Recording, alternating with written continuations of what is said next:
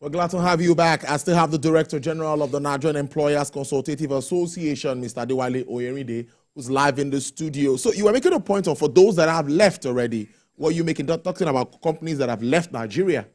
Well, it's quite unfortunate that those that left, they couldn't weather the storm. And we are hoping that as the economy continues to improve and government continue to bring in policies and programs that will make organized businesses to be sustainable and also competitive. Hopefully, those businesses will come back. Now, we are talking about the risk or the main issue about those that are leaving. You know, if you mention 1, 2, 3, 4, 5 businesses that have left, there's a dangerous blind spot. Let's take a business like Nampak that have left, or let's pick a multinational leaving your environment.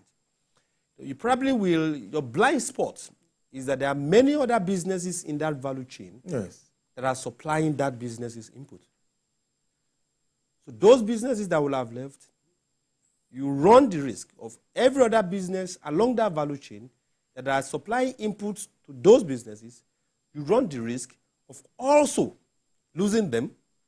So when you count 10,000 employees from Nampak leaving or XYZ company leaving, the blind spot is that the other companies that are not in the forefront, that are supplying inputs to this particular organization, they also run the risk of shutting down. True. So we look at the front line, that look at 5 companies have left, and 5 might just be a reasonable number to you, or to those in government, but it's a crisis for us in the private sector.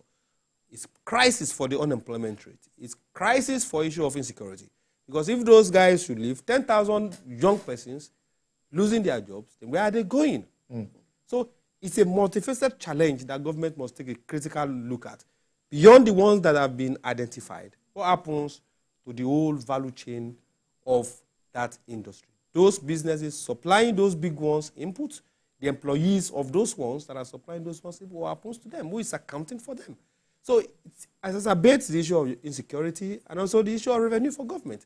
So it's less of the biblical book. The Bible said, the shepherd will rather go for one sheep that is missing. You go and look for it. And that is the attitude that we want government to take.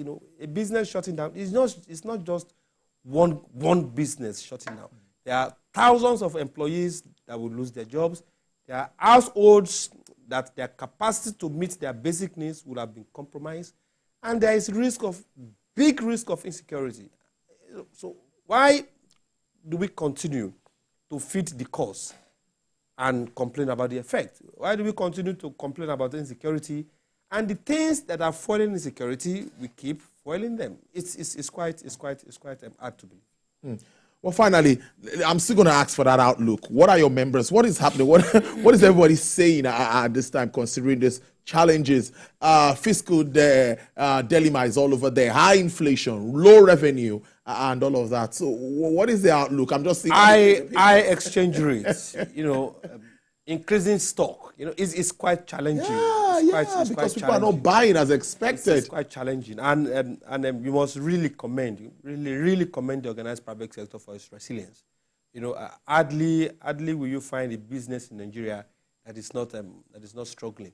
That's why we say whatever intervention the government is bringing, the 75 billion grant they want to give, investment in infrastructure. That the time to kickstart the implementation of those policies is now, so that we don't lose more businesses and continue to exacerbate the issue of insecurity and the issue of high unemployment rate in this country. But I must confess, and let's give kudos to organized businesses and those that are still hanging on.